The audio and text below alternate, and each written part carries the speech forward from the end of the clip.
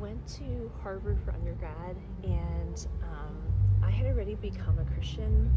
And in my faith formation there, I decided grades were not that important, and people needed to know that God loved them. So when I got to Harvard, I just would have lunches, dinners, breakfast with like anybody, and just like hang out with people and just try to connect. And I think that was amazing.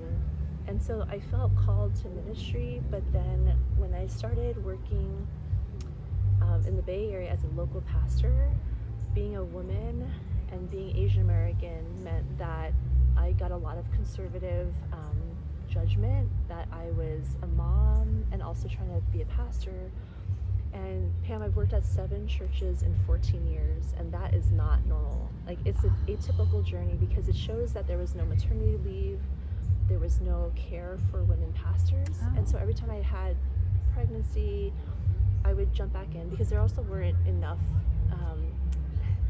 I mean, there's so many stories, but basically at the church plant, they had no policies. And then at the Presbyterian church, I was a contractor, and I was paid in a chunk of money. So it was a weird employment setup as a women pastor. So I often felt unseen, unheard, unloved, unsupported, but I was trying to serve people. So after the last chapter ended, which was about a year ago, I felt first, like wreckage. I was like deconstructing my faith because I felt so harmed, but then I also felt like I needed to heal. So this whole past year has been a year of healing and restoration, and realizing that my voice needs to be heard.